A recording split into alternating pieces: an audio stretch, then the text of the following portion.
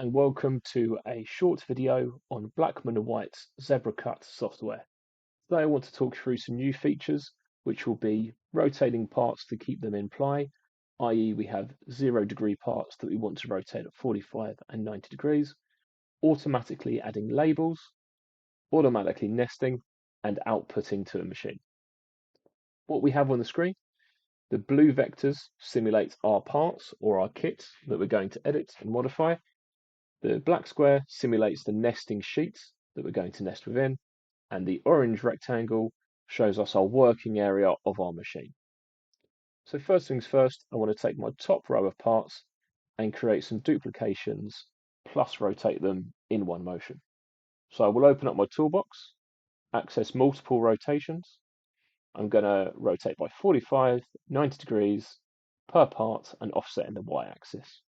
Keep the originals, and I don't want to apply any labels. From there, I run that step, and instantly it will create duplications at the set rotations I programmed. From here, I can then number all my parts. Just want to get rid of this because I don't want to number my sheet. I can convert those labels into text, like so. So if we zoom in, we can see here, it's got a prefix of label me 1 out of 36, Blackman and White. And that continues down the row so we can see where the parts are cut within the nest. So once these are processed off of our cutting tables, we can pick that disc up and see whereabouts in the nest it was cut. So that's all well and good. We can now group our internals, which means that everything stays put. So if I select one part and accidentally move it like so, it will stay put. So the text won't move out of position. The position of the text is actually intelligent. It will not come outside of the text. This is programmed to be central. But you can see here, this is not central. It's actually offset slightly. So it's intelligent enough not to just put it over the shape. It will ensure it's within the cut part. So we're done with our vectors. We can come up to our nesting program now. I've got this set to rotate every 180 degrees, but we can change that according to whatever you want to do for your jobs. Part gap of 2 mil, which is probably quite large, so I'll change that to 1 mil, sheet border of 5, and I'm only going to run it for 15 seconds. It's not long at all, purely for the case of the video.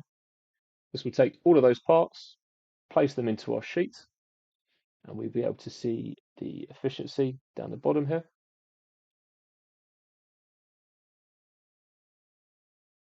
Like so. So we can see the first attempt started at 71.87, and within 3 seconds, we're 75.65.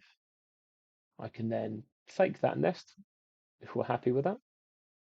I can move that down to my 0 point, so I'm ready to start cutting, like so. I can then output it to the machine. So before I do that, I need to tell it what I want to do with my parts. So I've got sheets, kits, and labels. I don't want to do anything with my sheets, so I can ignore them. I want to cut my kit parts, so I'm going to select my drag blade, paste that tool onto that layer. I'm going to select my pen tool and paste it onto my label layer. I can then move my labels above the cut so it's in the right order. And from there, I can output to the machine. So from start to finish, we've covered that whole process with nesting. We also get a quick estimation on how long it's going to take to cut on our tables. I hope that helps. If you have any questions, please message me. I'll be happy to help you.